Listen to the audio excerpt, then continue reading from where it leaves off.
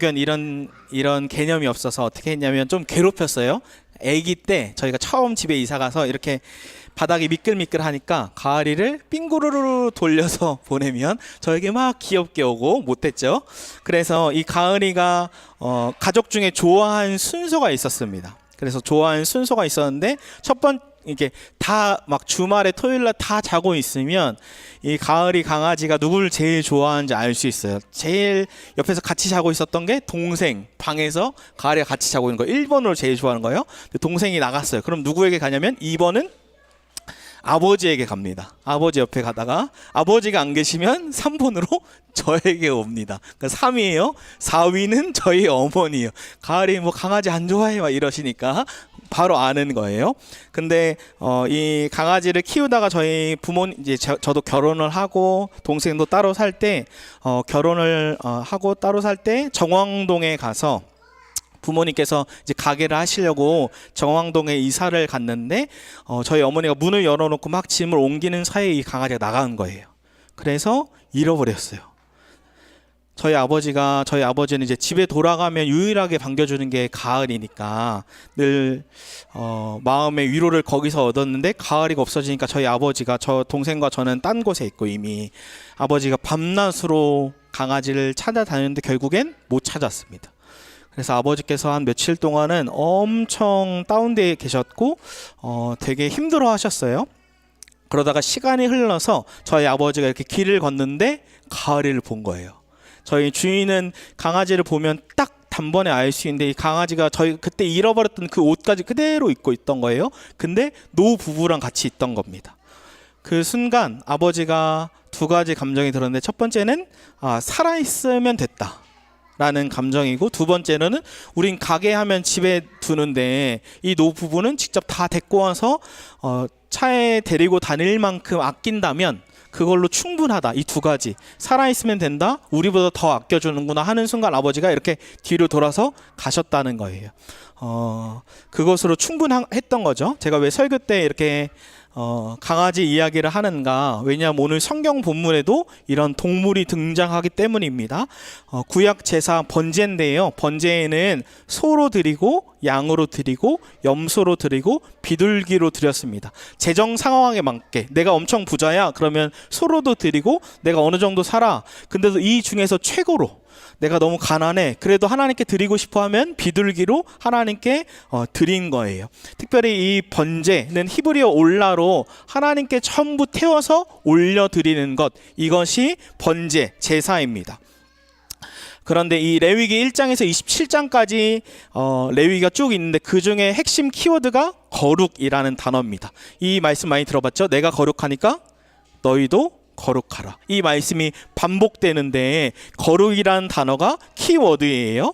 그러니까 하나님께서 이스라엘 백성과 언약을 맺은 이유도 거룩이고, 또 하나님께서 우리를 부르신 목적도, 이스라엘을 부르신 목적도 거룩함인 겁니다. 근데 레위기를 크게 두 가지 구조로 가져갈 수 있는데, 전반부 15장까지는 성전에서 하나님께 나아가는 길, 지금 우리가 예배하듯이 이 예배를 통해 제사를 통해 하나님께 나아가는 거예요. 그리고 16장부터 27장까지는 세상 속의 그리스도인, 우리가 일상에 출근하잖아요. 그와 같이 이걸 무엇을 의미하냐면, 제사를 통해 예배를 통해 하나님의 임재를 맛보았다면 세상 속에 나가서 그리스도인답게 살아야 돼, 이것을 말씀하고 있어요. 근데 세 구조로 나누면 이렇게 됩니다. 첫 번째는 10장까지는 하나님 앞에서, 라면 두 번째로는 가정에서입니다. 그리고 세 번째로는 사회 속에서입니다. 이거 무엇을 뜻하냐면, 내가 하나님의 임재를 예배 가운데 보았다면 가정에서 또 이웃에게 사랑과 섬김, 이웃을 섬김을 반드시 실천해야 된다라는 말씀이에요. 제가 성경을 더 연구하고 싶어서 에스라 성경신학대학원에 들어가서 성경을 연구하면서 참 좋았던 건 정말 좋은 스승을 만났다는 건데, 그 중에 제가 인격적으로도 성품으로도 또 가르침으로도 너무 좋아하는 교수님, 제 스승이라고 여기는 교수님이 계시는데 김덕준 교수님입니다. 이 김덕준 교수님께서 저에게 레위기를 가르쳐 주셨는데 이 레위기를 연구하면 연구할수록 너무나 은혜롭구나. 그러면서 제가 그때 당시에 레위기 16장을 발제하고 연구했는데 이 레위기 전체의 클라이막스가 무엇이냐면 16장의 대속죄일이에요. 이 대속죄일은 무엇이냐면 두 마리의 염소를 가지고 안수해서 한 마리는 안수를 해서 광야로 아사셀하고 보냅니다. 광야로 보내요. 그럼 무슨 뜻하면 광야로 이스라엘 그냥 장사나의 죄 정도 하나 가지고 가는 게 아니라 이스라엘 전체 수백만 명의 죄를 다 혼자 짊어지고 광야로 가서 낭떠러지에 떨어져 죽게 되는 거예요. 대속하는 거죠. 대신해서 죽는 거예요. 그래서 레위기를 깊이 연구하면 연구할수록 무엇을 알 수 있냐면 레위기 안에는 십자가의 신학이 있구나. 이 레위기를 공부할 수 있도록 할수록 그리스도의 십자가를 깊이 경험하게 되는 거죠. 우리 레위기 1장 3절 말씀을 함께 읽어볼까요? 시작.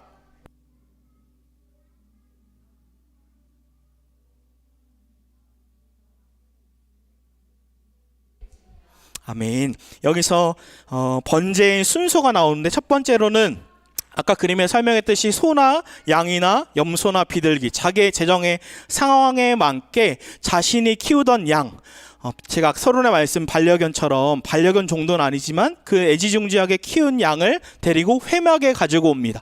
회막은 이스라엘에 딱 한 개예요. 만약에 이런 거예요. 우리나라의 대한민국의 교회가 위드처치 딱 한 개라면 아산에서도 올라와야 되는 거죠. 그때 당시엔 차가 없이 지금 양구에서 내려오는 유경준 집사님처럼 양구에서도 제사를 드리기 위해서는 차가 없이 직접 와야 되는 거예요. 그때 흠이 없는, 상처가 없는 거룩한 양을 가지고 제사를 드려야 합니다. 우리 4절 말씀도 읽어볼까요? 시작. 그는 번제물의 머리에 안수할지니 그를 위하여 기쁘게 받으심이 되어 그를 위하여 속죄가 될 것이라. 아멘. 이스라엘 백성이 직접 안수를 하는데, 만약에 제가 제사장 역할이고 여러분들이 예배 제사자라고 하거든요. 예배 드리는 자면 여러분이 직접 와서 안수를 하는데, 이 안수라는 히브리어가 사막이라는 단어인데 그냥 손을 얹고 안수하는 것이 아니라 완전히 몸을 기울이는 거예요. 기대서 내 몸을 짓누르듯이 안수할 때, 이 안수할 때 신학적 의미가 세 가지가 있는데, 첫 번째로는 무엇이냐면 죄의 전가입니다. 즉 장사나 있던 죄가 사막 안수할 때, 몸을 기대해서 이 양한테 안수할 때 장사나에게 있던 죄가 이 양에게 다 전가되는 거예요. 그리고 두 번째 신학적 의미가 있는데 대체입니다. 원래는 죄로 말미암아 장사나가 하나님의 심판을 다 받아야 되는데 대체되어서 누가 죽는 거예요? 양이 대신해서 죽는 거죠. 그리고 세 번째 신학적 의미가 있는데 그거는 동일시입니다. 그냥 양이 죽었어가 아니라, 제가 부모님이 가을을 잃어버렸을 때 정말 애통하고 슬퍼하신 것처럼 이 양의 죽음은 곧 장사나의 죽음이다 라는 신학적 의미가 있어요. 즉 안수의 의미를 신학적으로 한 단어로 표현하면 하나님의 공의죠. 하나님의 공의로 죄로 말미암아 장사나가 마땅히 죽어야 하는데 대체되어서 양이 죽고, 이 양의 죽음은 곧 장사나의 죽음과 동일하다라는 겁니다. 이렇게 번제의 순서가 회막까지 양을 가지고 오고 안수를 한 다음에 그 다음에 양을 죽이죠.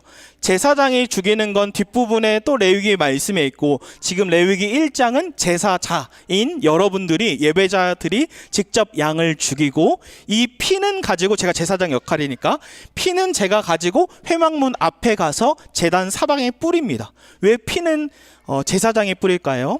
피는 구약의 생명과 연결되어 있습니다. 그래서 이미 정결 의식을 한 제사장이, 피는 생명이기 때문에 그것을 제사장이 직접 뿌리는 것이고, 마지막 네 번째로 가죽과 각을 떼는 것도 제사자들이 하고, 마지막 제사장인 제가 번제로 다 태워 올라 하나님께 완전히 올려지는, 태워지는 제사를 드리는 겁니다. 그럼 적용 질문이 있는데, 적용 질문. 아까 제가 말한 장사나의 죄로 말미암아 원래 난도질을 제가 당해야 되고 제가 죽는 것이 마땅한데 양이 대신 죽은 거죠. 근데 그렇다면 여러분은 여러분의 자신보다 더 큰 악, 제가 악으로 말미암아 원래 제가 죽어야 되는 건데 대신 양이 죽은 건데 나보다 더 큰 악한 악질이 있다면 누가 생각이 나시나요? 한번 머릿속으로 떠올려 보시겠어요? 그냥 정직하게 솔직하게 물어보지 않을게요. 나보다 더 큰 악질, 나보다 더 큰 죄인은 누가 있을까?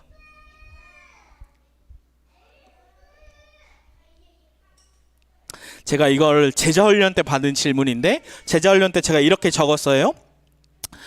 살인자, 그리고 성폭행범, 그리고 나라를 판 자. 여러분도 누굴 떠올리시나요? 나보다 더 큰 악한 사람. 근데 제가 이 제자훈련을 쓰고 다음 장으로 넘기는데 마치 망치로 머리를 두들겨 맞은 것 같았습니다. 다음 장에 뭐라고 써 있었냐면 제자훈련에 이렇게 써 있었어요. 만약 여러분보다 더 큰 악한 사람이 있다고 생각한다면 당신은 아직 십자가의 복음을 진정으로 통과한 것이 아닙니다 라고 써 있는데, 진짜로 망치로 얻어맞은 것 같았어요. 제가 이 근거가 어디 있을까요? 이렇게 말하는, 지금 제자훈련에서 이렇게 말하는 나보다 더 큰 악질이 있으면 아직 십자가의 복음을 진정으로 통과한 게 아니다, 이 근거가 어디 있냐면 성경에 있습니다. 사도 바울은 여러분이 알듯이 성경 몇 권을 썼어요? 13권을 썼어요. 복음을 온 땅에 전파했어요. 그 복음으로 말미암아 지금 우리가 예수 그리스도를 믿는 건데, 그 어마어마한 사도 바울이 입 바른 소리로 나는 죄인 중에 괴수야 라고 하는 게 아니라, 그 원어에는 최상급입니다. 괴수, 내가 가장 전 세계에서 가장 큰 괴물이야, 날 어떤 누구도 따라올 수 없을 만큼 가장 큰 죄인이야 라고 깨달은 거예요. 즉 무엇을 얘기하냐면, 사도 바울은 진짜 십자가의 복음을 통과해서 하나님의 공의, 내 죄로 말미암아 내가 사실은 난도질을 당해야 되고 극악무도한 죄인이라는 것을 눈뜨게 된 거예요. 눈뜨게 된 거예요. 진짜 하나님의 공의를 깨달은 것이죠. 기독교 철학자 존 프레임이 교수님께서 이렇게 얘기했는데 제가 굉장한 찔림이 있었습니다. 저에게 꼭 얘기하는 것 같았는데, 우리는 자기의 의로움을 강조하기 위해 타인의 잘못을 찾아낸다. 논쟁을 좋아하는 사람은 언제나 논쟁거리를 찾으며 가정과 공동체의 평화를 깨트릴 방도를 찾는다. 가정과 공동체를 흔들어 놓을 것이 바로 나 중심적인 태도이다. 만약 내가 어떤 일로 마음에 상처를 받았거나 누군가로 인해 어려운 마음이 들었다면 미숙한 사람은 어떻게 나한테 이렇게 할 수가 있지? 라고 생각한다, 말한다. 하지만 자신이 가장 큰 죄인인지 깨달은 성숙한 사람은 내가 그 사람에게 뭔가 잘못한 게 있지 않을까? 그럼 내가 먼저 고쳐야지 라고 생각한다. 저는 이 교수님의 얘기에 찔렸는데, 왜 찔렸냐면 첫 번째로는 자기 중심적인 태도, 이것이 나에게 있구나. 그러니까 저는 어떠냐면 누군가의 흠을 얘기할 때 저 무의식 속으로 무엇을 얘기하면 난 의로운 사람이야, 저 사람은 저렇게 목회자가 흠이 많아 라고 평가하고 판단하는 거죠. 그러니까 죄된 본능, 저의 죄된 본능은 장사나인 저를 고치려고 하는 것이 아니라 남을, 제 배우자를 고치려고 하고 성도를 고치려고 하고 목회자를 고치려고 하는 거죠. 그러니까 이거예요. 제 몸에 온몸에 똥이 묻었는데 더러운데 제 주나 몸에 먼지가 묻었어, 먼지 털어넣어, 이렇게 얘기하는 거랑 똑같아요. 이게 뭐예요? 나의 눈이 가려워진 거지. 근데 나의 눈을 확 뜨게 될 때 사도 바울은 내 온몸에 똥이 묻었네, 그 똥을 예수님이 다 씻어줬네. 그러니까 친구가 먼지가 묻었을 때, 야, 넌 먼지밖에 안 묻었구나, 난 똥이 묻었던 사람이야 라는 것을 눈뜨게 된 게 사도 바울인 거예요. 저의 약함 중에 하나가 무엇이냐면 감정적인 태도입니다. 그러니까 성도님들에게 따뜻하게 해요. 제가 따뜻하게 한다고 따뜻하게 하는데, 저는 제가 감정적인 MBTI F이기 때문에 감정적으로 제 기분에 따라 할 때가 있는데, 제가 감정에 따라 할 때는 제 아내와 아이들이 눈치를 보죠. 제 감정에 요동을 치면 제가 확, 어느 날 그때 여행 갔을 때가 최악이었는데, 여행 갔을 때 제 감정이 확, 저도 감당이 안 될 때로 다운되어 있으니까 아내도 아이도 눈치를 보는 거예요. 그때부터 내 감정대로 하는 것이 나의 자기 중심적인 태도구나, 되게 미성숙한 모습이구나. 제가 한 다른 성도님과, 그러니까 제가 사역을 꽤 하다 보니까 다른 교회에서도 저에게 상담이나 전화들이 오는데, 제가 운전하는 어느 날 다른 교회 성도님이 전화가 왔어요. 막 얘기하다가 뭐라고 얘기하셨냐면,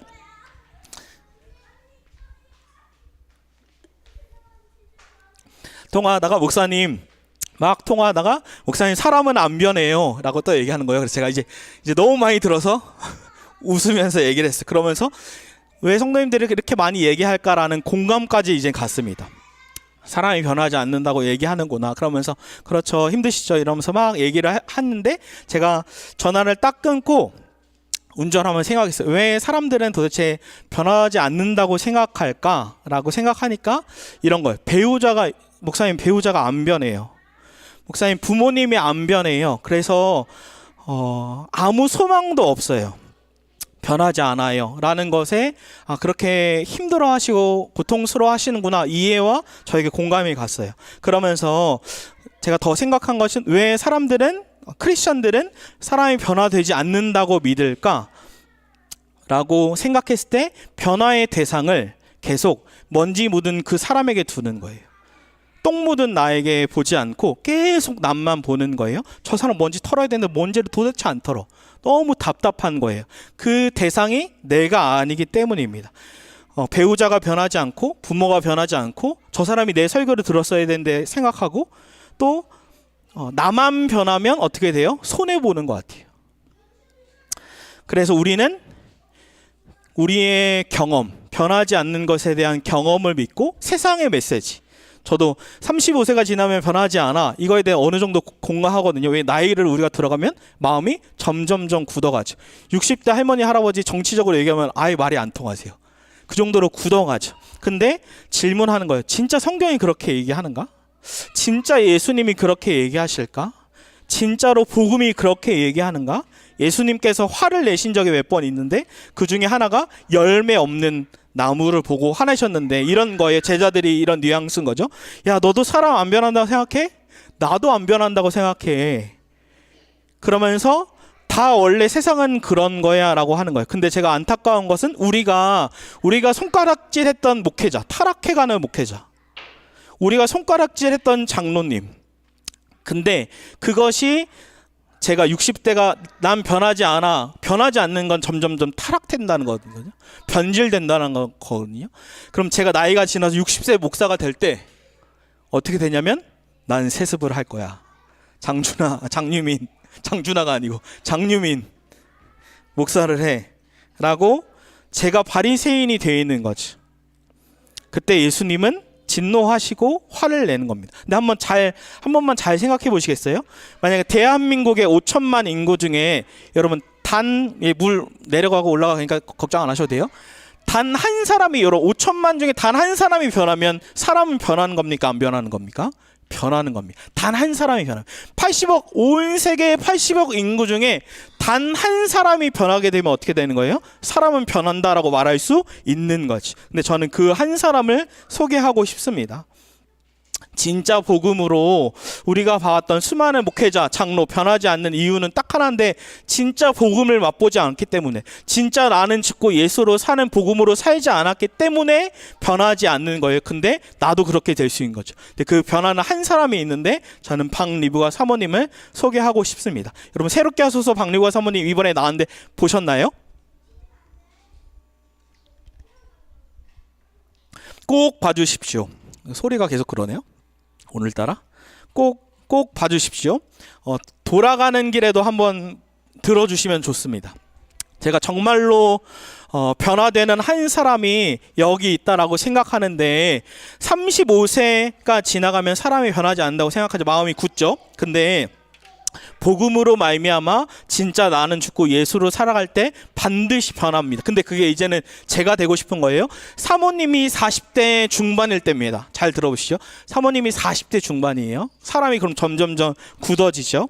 근데 저도 큰 교회에서 사역을 해보면 보통은 부목사님, 사모님들이 담임 목사님, 사모님 속을 엄청 속일 때가 많습니다. 많아요. 힘든 사역자가 들어오면 목사님, 사모님들이 굉장히 힘들어해요.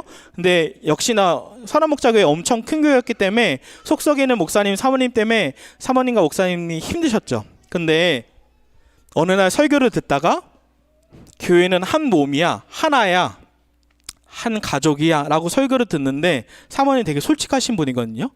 네, 기도하면서 하나님, 저는 그게 도무지 믿어지지 않습니다. 어떻게 우리가 한 가족입니까? 와서 그렇게 속썩이고 나가면 끝인데 어떻게 한 몸이고 한 가족이라고 얘기할 수 있습니까? 여러분, 이게 우리의 사실은 믿어지지 않는 게 당연한 죄된 본성이에요. 이걸 거스를 때 사람이 변한다고 하죠. 근데 이 사모님이 도무지 믿어지지 않는데 통곡하고 우시면서 마음으로 그 말씀 그대로를 마음에 진리를 결론 삼은 거예요. 품은 거예요. 하나님, 내가 사랑하겠습니다. 한 몸이고 가족인 것을 내가 온전히 믿겠습니다라고 하면서 거의 통곡을 하시면서 떼굴떼굴 구르면서 기도하면서 품은 거예요. 그러니까 질그릇 같은 자기는 그 사람들을 품어줄 수 없지만 자기 안에 있는 그리스도로 말미암아 그들을 품어줄 수 있었던 거예요. 진짜 그 뒤로 품게 되신 거예요. 40이 넘고서 진짜 변하기 시작한 거죠. 복음이 나는 죽고 예수로 살 때, 그때 어느 날 사모님이 알아누우셨는데, 몸살 때문에 알아누우셨는데 어린 사모님들이 다 죽 가지고 문에다가 다 쪽지 붙여서 엄마 아프지 말아요 이렇게 하는데 사모님이 진짜로 하나가 될 수 있구나, 이걸 진리로 삼을 때 진짜가 된 거죠. 그래서 저번 주에도 은퇴하시고 목사님들 사모님들 은퇴하면 남남이잖아요. 다 모여서 같이 2박 3일로 가족 그 수련회를 간 거예요. 함께 다시 죄를 고백하고 함께 아픔들을 이야기하고 교제한 거죠. 또 뿐만 아니라 사모님이 재정적인 훈련을 어려서부터, 얘네 유민이 하민이 때부터 했는데 11조도 당연히 하고, 뿐만 아니라 재정에 대한 훈련을 하는데 어떤 훈련이냐면 흘려보내는 훈련. 근데 사모님이 뭐라고 얘기하셨냐면, 나이가 드니까 어때요? 가족 챙겨야 되고 재정에 필요가 있는데 본능적으로 후원이 줄어들거나 또는 인색해지는 거예요. 40대 후반이 되니까 마음이 인색해. 이게 죄된 본성이에요. 우린 당연히 우리를 위해 살고 나를 위해 살게 되죠. 근데 이것을 선한 것으로 진리로 삼고 거스를 때 사람이 변한다고 하는데, 어느 날 사모님이 저녁에 자다가 새벽에 2시인가에 깨서, 이건 그냥 깨면 졸리면 다시 주무시면 되는데 하나님이 깨우셨구나 할 정도로 말짱해질 때가 있대요. 그때 즉시로 무릎을 꿇고 기도하시는데 그때 마음의 감동에 누구에게 재정을 후원해라 라는 마음인데, 그냥 아침에 일어나서 그럼 해야지가 아니라 지금 해라. 그래서 지금 재정을 후원한 거예요. 근데 새벽인데 바로 그 사람한테 전화가 왔어요. 사모님, 제가 지금 기도하고 있었는데 하나님께 뭐라고 기도했냐면, 왜 저에게 돈이 없습니까? 그 재정, 그러니까 자기 쓰려고가 아니라 그 옆 사람한테 재정이 어려워서 그 사람한테 후원하고 싶은데 왜 저한테 돈이 없나요? 돈이 있으면 지금 바로 흘려보내고 싶은데, 그 기도를 하고 있는데 돈이 띠리링. 그래서 어떻게 하셨는 줄 알아요? 그 새벽 2시에 바로 돈을 띠리링 보낸 거예요. 근데 그분한테 연락이 온 거예요. 새벽에 하나님, 저 돈이 없어서 저 죽을 것 같습니다. 근데 돈이 띠리링 들어온 거예요. 그분 기도하고 있는 분한테 어떤 느낌이에요? 내가 지금 기도하는데 하나님이 살아계셔서 지금 듣고 계시는구나. 무엇을 얘기하나요? 저는 5천만 80억 중에 단 한 사람이 변한다면 전 당당하게 얘기할 거예요. 사람은 변합니다. 그것도 반드시 변합니다. 아니, 근데 전 장담해요. 이와 같은 사람을 저는 수도 없이 만납니다. 변질되고 타락하는 목회자도 만나요. 더 많은 것 같아요, 사실. 근데 이렇게 진짜 변하고 거스르는 사람들이, 제가 가서 공동체에 보니까 목사님들이 60대여서 사모님이 다 상처받았는데 그분이 진짜 복음으로 진리 삼고 60대인데 변해서 사모님을 울면서 나눠요. 남편이 변했습니다. 60대 목사님은 안 변하세요. 근데 복음으로 진리 삼고 변했을 때, 왜냐면 설교할 때가 아니라 가정에서 사모님이 진짜로 얘기하면 그건 진짜거든요.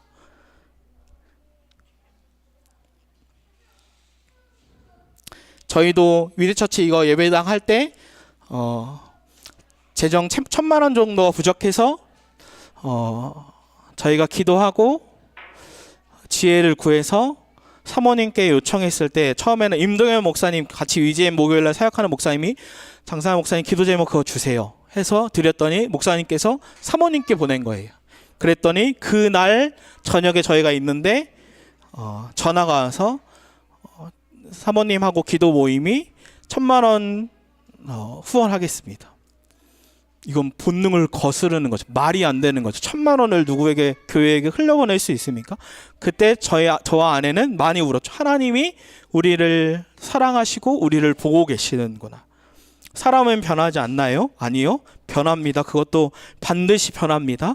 80억 인구 중에 단 한 사람이라도 변하면, 사모님 어렸을 때, 유기성 목사님 어렸을 때 자기의 본능들을 얘기하면 저의 죄성이랑 다를 게 없는 사람이에요. 근데 저는 소원하는 게 이거예요. 그 사모님을 가지고 와서 설교에 얘기하는 정도가 아니라, 전 이제 소망하는 게 무엇이냐면 장사나인 내가 그렇게 변하고 싶다. 뿐만 아니라 성도들 중에 그 한 사람, 내가 진리를 결론 삼겠다 하고 예수 그리스도로 복음으로 받아들여서 변화되는 그 한 사람이 일어나기를 간절히 소원하는 거지. 근데 중요한 건, 왜 우리가 사람이 변하지 않는다라고 말하면 다른 데서 변하기를 찾기 때문에, 내 배우자가 변해야 돼 라고 찾기 때문이에요? 아니요, 내가 먼저 변해야 돼요. 내가 먼저 믿음으로 씨름해야 돼요. 그래서 꼭 기억해 주십시오. 내가 바뀌면 모든 게 바뀝니다. 내가 바뀌지 않으면 모든 게 바뀌지 않아요. 절대 바뀌지 않아요. 그렇다면 이 레위기의 번제와 그리스도는 어떻게 연결됩니까? 제가 아까 서론에 말씀드린 반려견 가을이처럼 한번 상상해 보겠어요? 시추를 양과 같이 1년 동안 흔 없이 제가 막 키운 거예요. 지극정성으로 잘 먹어. 그 양을 제가 가을이라고 지었다고 볼게요. 가을아 잘 먹어. 근데 전 아무것도 모르고, 제가 제사자로 할게요. 처음 제사를 드리는 거, 제가 처음 제사를 드리는 거예요. 그래서 멀리서 그 회막까지 양을 데리고, 가을이를 데리고 회막까지 간 거예요. 그러더니 제사장이 저한테 싸막 안수하세요 라고 하는 거예요. 그래서 제가 그 가을이에게 처음으로 안수를 하는 거예요. 이렇게 제가 이 양이 죽는 걸 아니까 온 몸을 기대면서, 미안해, 내가 죽어야 되는데 너가 나를 대신해서 죽네, 정말 미안해 하면서 안수를 하는 거예요. 그러더니 제사장이 저한테 칼을 쓱 내밀어요. 죽여야 합니다. 제사장이 죽이는 거 아니었나요? 아니요, 직접 죽여야 됩니다. 저 못합니다. 제가 1년 동안 얼마나 애지중지 가을을 키웠는데. 아니, 반드시 죽여야 됩니다. 그래서 칼을 드니까, 처음 들어보니까, 그랬더니 정맥을 정확하게 찔러서 죽여야 단번에 죽습니다. 그렇지 않으면 더 고통스럽습니다. 그 양에게 제가 올라가서 정맥을 끊는 거예요. 살인자가 된 기분이에요. 이 정맥을 끊어낼 때 이 선한 눈으로 저를 양이 바라보는데, 그 양을 죽이면서 눕히는 거예요. 그리고 양을 온몸에 피 묻은 칼로 다시 제사장에 주는 거예요. 그랬더니 아니래요. 가죽도 제가 벗겨야 된대요. 각도 떠야 된대요. 저 못해요. 저 비위 약해서 구토합니다. 그건 못합니다. 해주십시오. 아니, 제가 해야 된대요. 그러면 그 가을이의 얼굴까지 가죽을 제가 다 벗기고, 다리도 엉덩이도 각가지 뼈까지 다 많이 하면서, 제 이미 온몸에 피가, 진득한 피가, 악취가 내는 피가 다 묻은 상태죠. 그걸 다 태워서 드리는 거예요. 저는 거의 반 도는 것처럼 너무 고통스러운 거죠. 여러분, 왜 이렇게 하나님은 잔인하게 양을 죽이라고 하셨을까요? 이 제사자, 예배드리는 자에게 깨닫게 하게 하시는 두 가지 이유가 있는데, 첫 번째는 이 번제를 통해서 하나님의 공의를 깨닫게 하시려고 하는 겁니다. 하나님이 이만큼 죄를 미워하신다. 하나님의 공의가 이렇게 두려운 것이다.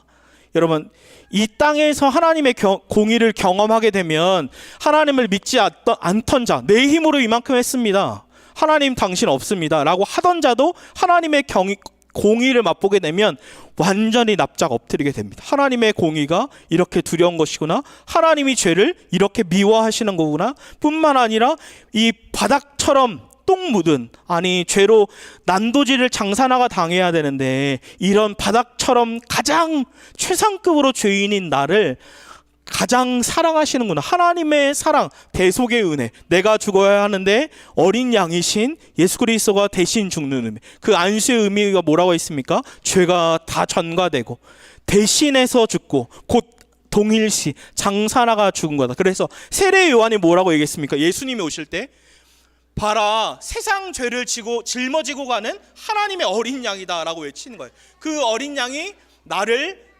나의 모든 죄, 아니 전 인류의 죄를 다 끌어안으시고 대신해서 죽으시고 예수 그리스도의 죽으심은 곧 나의 죽으심인 거죠. 이렇게 하면 끝납니까? 그렇지 않습니다. 안수의 의미 중에 동일시라고 말씀드렸습니다. 양의 죽음은 뭐예요? 곧 나의 죽음이에요. 그래서 갈라디아서 2장 20절에 뭐라고 얘기했습니까? 내가 그리스도와 함께 십자가에 못 박혔나니 그런즉 이제는 내가 사는 것이 아니요 오직 내 안에 누가 사십니까? 그리스도께 사십니다. 이 말이 무엇이냐면 장사나도 예수를 믿는 순간 이미 죽었다라는 거예요. 장사나의 감정대로 살던 것, 장사나의 세상의 메시지를 믿던 것, 장사나는 남이 변하기를 원했던 것, 아니 그것이 다 죽었습니다. 이제는 내 안에 그리스도께서 사십니다라고 얘기하는 거예요. 우리 같이 외쳐볼까요? 나는 죽었습니다. 나는 죽었습니다. 내 안에 예수님이 사십니다. 내 안에 예수님이 사십니다. 이 뜻은 이거예요. 주인이 바뀌었다. 그동안은 장사나가 주인, 나의 자아가 주인, 나의 감정대로 하는 게 주인이었다면, 세상의 메시지를 믿는 것이 나의 주인이었다면, 이제는 주인이 바뀌어서 예수님만 나의 주인이다. 여러분 아세요? 세상의 모든 죄를 짊어지고 간 어린 양이신 예수님이 내 안에 들어온 거라니까요. 장사나의 안에 들어온 건가요? 그러니까 심지어 죄를 졌는데도 나가지 않으시겠대요. 내 안에 들어오신 거예요. 즉 무엇이냐면 질그릇과 같이 똥 묻은 더러운 나를 보면 소망이 없어요. 이건 변하지 않아. 질그릇 갖다 어떻게 변해? 사람은 절대 변하지 않아. 그런데 사도 바울은 아니야. 그 어린 양이신 예수 그리스도가, 보배이신 예수 그리스도가 너희 안에 보물로 있어. 그 예수님께 큰 능력이 있어. 전 그 예수님을 믿겠다고요. 질그릇 같은 나는 아무 소망이 없지만 온 땅을 창조하신 분인데요, 죽으시고 부활하신 분인데요, 그분이 내 안에 있는데 질그릇 똥 묻은 더러운 나만 보면 아무 소망이 없지만 보배이신 그리스도가 내 안에 있는 것을 믿으면 그분이 나를 바꾸신다. 저는 이것에 목숨을 걸기로 했어요. 평생에 전 이걸 외칠 거예요. 그리고 제가 먼저 적용할 거예요. 제가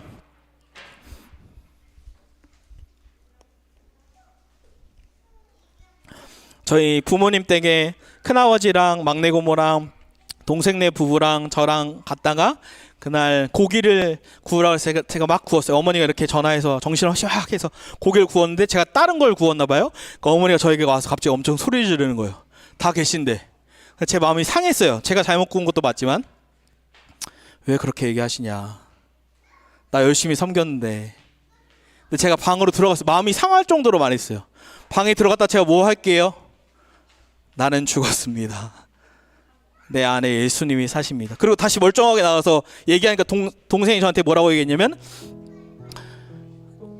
형 어떻게 갑자기 금방 괜찮아져? 동생은 알 거예요. 제가 어렸을 때 워낙 괴롭혀서 형을 죽이겠다, 그 정도인데 제가 이 정도를 했으면 변했습니까? 안 변했습니까? 전 변했습니다. 근데 저는 더 갈망할 거예요. 지금 37살인데 47세가 되고 57세가 되고 67세가 되면 진짜 유기서 목사님처럼 박리부가 사모님처럼 예수님을 닮은 어른이구나. 근데 전 더 갈망해요. 여러분들이 그런 어른이 되어 주십시오. 왠지 아십니까? 좋은 교회는 목사 혼자 만들지 못합니다. 좋은 교회는 모든 성도들이 같이 예수님을 닮아가야 됩니다. 그래서 저랑 아내가 얘기했던 것 중에 우리 아이들은 우리 부모만 보고 이게 교회구나 라고 아는 게 전부예요. 근데 우리가 만약에 좋은 어른이 되지 않고 타락된 어른이 된다면 어떻게 생각할 거예요? 이게 교회구나, 세습해도 되는구나, 저렇게 악해도 되는구나, 돈만 밝혀도 되는구나, 죄를 저질러도 되는구나, 이게 교회구나 라고 할 거예요. 그러나 제가 변하고 성도들이 변하기 시작하면, 예수님을 닮아가기 시작하면 진짜 이게 교회구나, 예수님을 닮아가는 공동체, 열매 맺는구나. 여러분 간곡하게 말씀드립니다. 저 혼자 좋은 교회를 만들지 못합니다. 그러니까 여러분 그 한 사람이 되어 주십시오. 변하는 한 사람.